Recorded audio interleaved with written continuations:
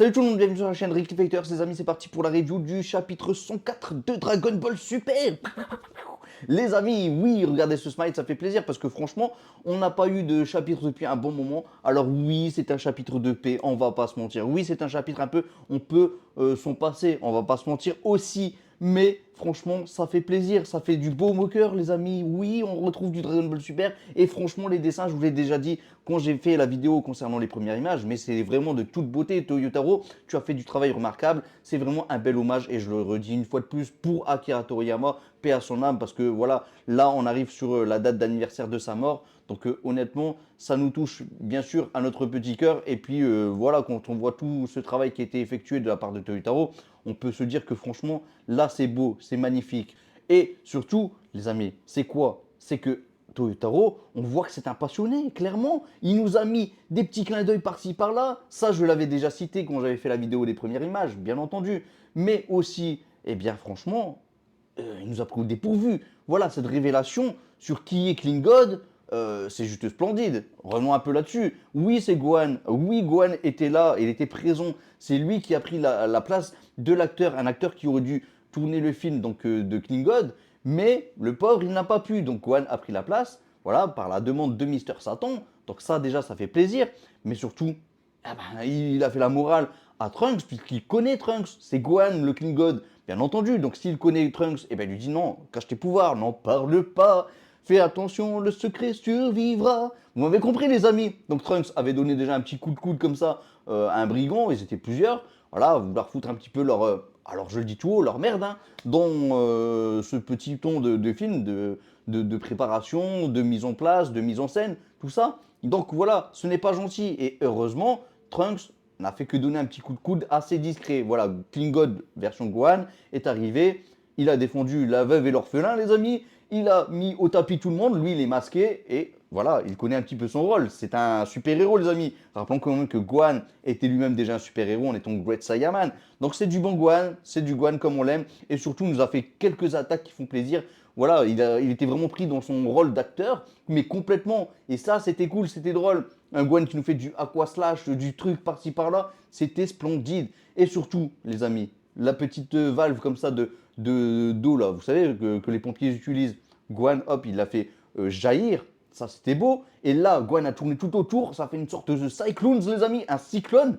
C'était monstrueux, c'était magnifique. Ça a déshabillé le brigand, le chef des brigands, on va dire, qui lui, bah, il était clairement sur le cul, hein. Il avait même honte de lui-même. Il allait être tout nu. C'était beau, c'était du bon Toyotaro, c'était du bon Akira Toriyama presque, les amis. En termes d'humour, c'était complètement là. Moi, j'ai kiffé. Voilà, ça c'était le petit passage du moment où Gohan est venu. Alors, c'était la petite sortie de Trunks où on a vu, et ça je vais revenir là-dessus rapidement, mais on a vu des statuettes de héros, on a vu du Olibu, les amis. Olibu, le guerrier qui était présent dans le tournoi de l'autre monde, qui fait plaisir, qui nous rappelle un Apollon, voilà, mais clairement, qui nous rappelle un peu les combats héroïques de personnages mythologiques aussi.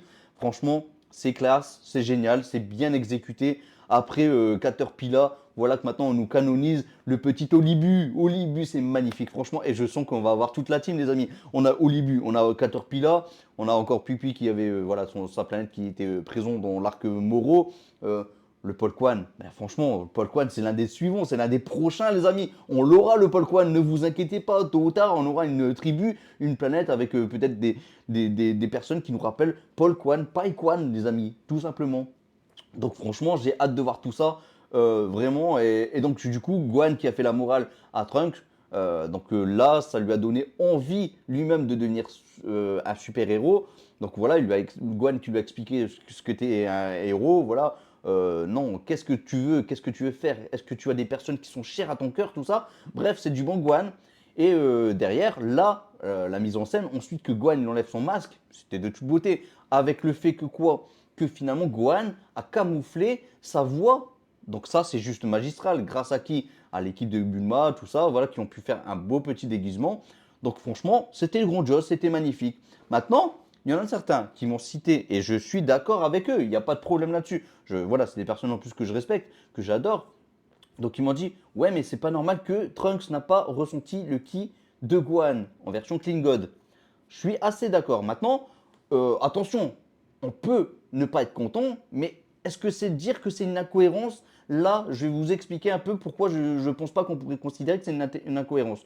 On me l'a dit en commentaire, donc ça ne vient pas de moi. Rappelez-vous les amis, dans le tournoi, le Tenkeshi Budokai, donc c'était celui où tout le monde s'enfuit, là où il y avait Kaioshin, tout ça. Dans ce fameux tournoi, alors je ne sais plus c'est quel numéro, le 26e certainement, eh bien, qu'est-ce qui s'est passé? Il y a tout le monde qui est parti. Nous avons donc un Death's Mask, donc le guerrier masqué, si vous préférez. Donc à l'intérieur de ce guerrier masqué, nous avons Goten et Trunks qui sont l'un au-dessus de l'autre. Donc là, ils vont combattre qui? C18.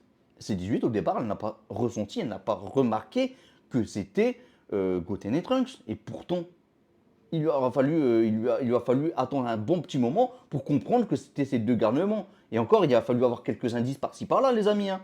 Mais au départ, elle n'avait pas remarqué ce petit détail.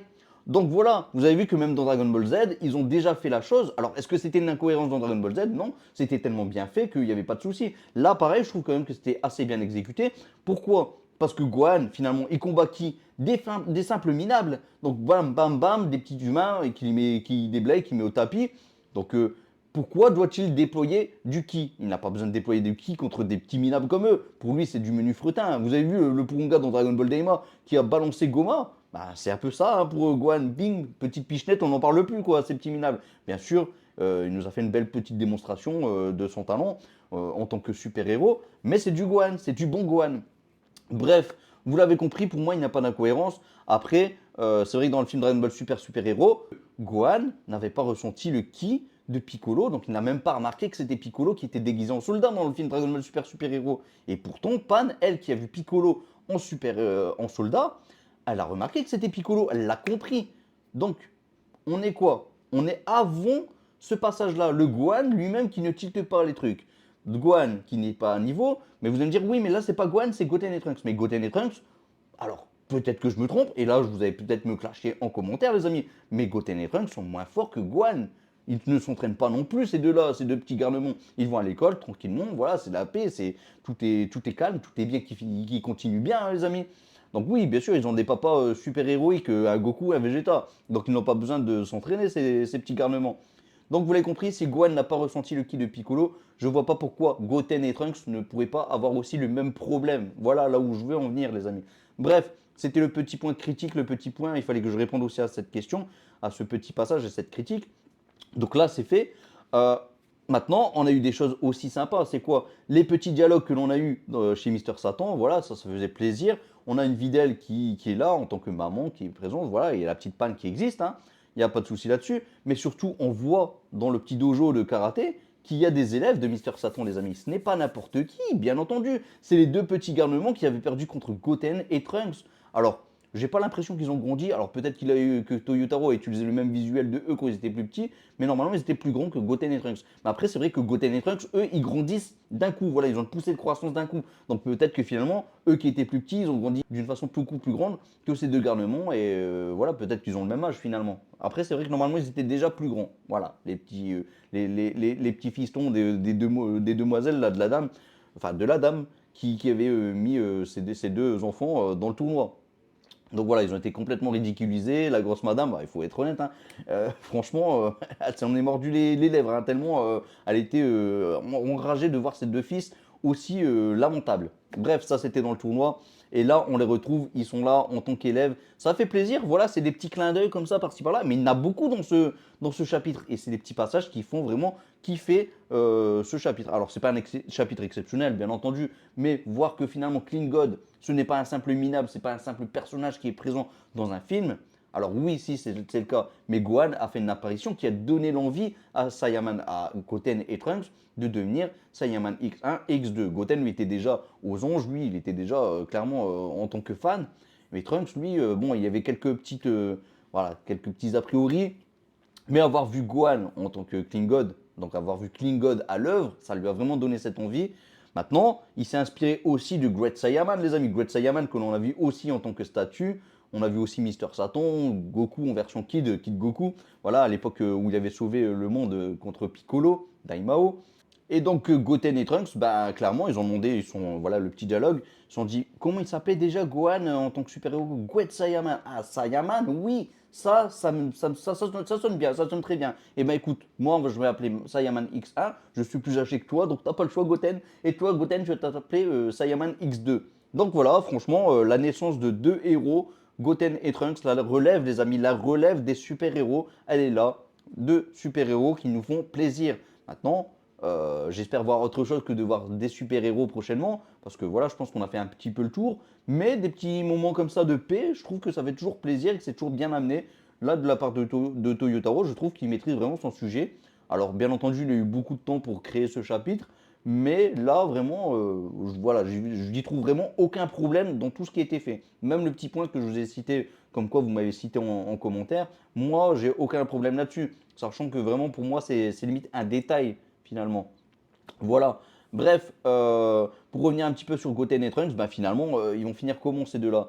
En tant que super-héros qui arrivent, hop, pancarte en plein milieu du sol avec les petits bikers qui arrivent, qui allaient déranger des fameux petits piétons, des petits enfants comme ça, qu'ils allaient à l'école certainement, ou bref, peu importe, ils allaient peut-être en colonie de vacances, je sais pas.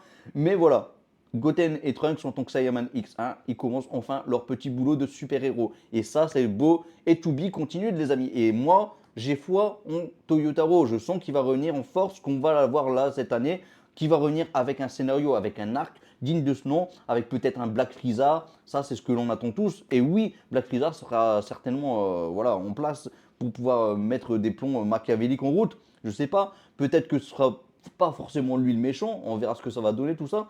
Mais surtout, maintenant, on a du Broly, on a Black Freezer, comme je vous l'ai dit, et encore, Black Freezer, je vous dis Black Freezer parce que voilà, c'est la transformation qu'il nous a montré, mais il a peut-être encore quelque chose au-dessus de ça. Peut-être qu'il a le Platinium Freezer, on ne sait jamais, les amis. Bref, pour Freezer, en tout cas, il y a ce qu'il faut déjà là où il faut.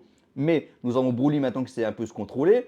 Donc il peut déployer un peu plus d'énergie, un peu plus de puissance, mais surtout il sera dans la place. Un Broly dans le game, les amis, ça fait toujours plaisir. Et Gohan Beast, mais franchement, quelle puissance. On sait qu'il a encore, voilà, il y a encore du jus, les amis, au fond de lui. Tant qu'il arrive à contrôler, c'est très bien, mais il peut déployer beaucoup plus de puissance encore. C'est ce qu'il nous a cité. Goku et Vegeta, bah, eux, ils étaient déjà d'un très bon niveau, voire peut-être les meilleurs. Donc ça fait super plaisir. Piccolo, les amis, il passe du jaune au orange. Voilà, c'est de toute beauté. On a les Power Rangers qui sont prêts à en découdre. Et ça, c'est juste kiffant, les amis. On va kiffer avec toute une team. On a Pan, les amis, qui commence à savoir un peu voler. Donc là, ça c'est plutôt cool. On a un Goten et Trunks qui sont maintenant savoir fusionner aussi. En tout cas, voilà, ils ont eu leur petit combat aussi face à Broly, si je dis pas de bêtises. Face à Gohan surtout. Face à Gohan. Et ensuite, il y a eu la Battle Royale. C'est pour ça que je disais ça. Mais voilà, ça c'était beau. Et voilà où on en est, les amis, avec une équipe de choc. Voilà, maintenant vous pouvez même faire un nouveau tournoi. Je pense qu'on va kiffer aussi. Et surtout, j'ai l'impression vraiment que Toyotaro, il est vraiment très impliqué. Il est passionné. Maintenant, peut-être que le champ libre, il est là, le boulevard est devant lui. Il n'a plus qu'à prendre la bonne direction et puis foncer comme lui, il aime. Voilà, on sait que lui, il est capable de faire des bonnes choses. Peut-être que maintenant, il n'a plus de directive d'Akira Toriyama. Alors, attention, je ne critique pas à ce point-là. Je dis juste que maintenant, peut-être qu'il a carte blanche et qu'il pourra faire ce qu'il veut. Mais peut-être qu'il a aussi son éditeur qui va être là pour lui rappeler un peu à l'ordre de mettre les choses là où il faut. Voilà, c'est du Toyotaro, on ne sait pas trop où il en est. Est-ce qu'il est encore au même statut? Est-ce qu'il a pris en grade? Je ne sais pas. Mais voilà, là, Toyotaro, tu peux nous faire quelque chose de vraiment somptueux, de vraiment efficace. Alors, il y en a beaucoup qui dernièrement critiquent Dragon Ball Daima, voilà, ils n'ont pas aimé.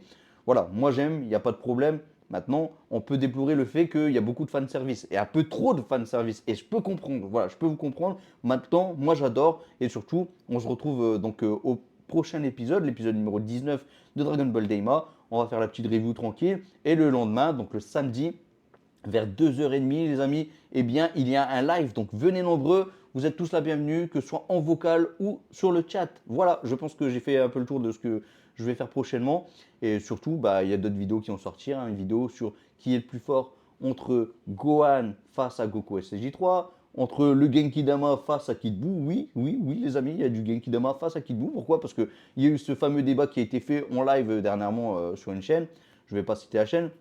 Mais voilà, ça m'a interpellé. Je me suis dit, il faut vraiment que je fasse une vidéo, même si je trouve ça un petit peu abusé, quoi, de devoir faire une vidéo sur un Genki Dama qui n'est même pas une personne. Enfin bon, bref, je l'ai fait quand même. Et surtout, les amis, une vidéo what if pour savoir que ferait Broly une fois qu'il sera arrivé sur la planète Terre, au moment que les Saiyans combattent entre eux. Il y aurait Vegeta, il y aurait Nappa, tout ça. Lui, il arrivera à ce moment-là, donc c'est un what if, les amis, et ça irait jusque la fin. Voilà, bon, je pense que j'ai fait le tour, les amis. On se retrouve en commentaire, on se retrouve sur le live samedi, et puis je vous laisse à Masenko. N'oubliez pas de liker, partager, faites ce qu'il faut, les amis. Je compte sur vous. On va donner plein d'énergie, et surtout faites attention au Masenko parce que ça peut faire des dégâts. Oui, et si on n'a pas beaucoup d'énergie, ça fait très mal. Allez, salut tout le monde, ciao, Masenko.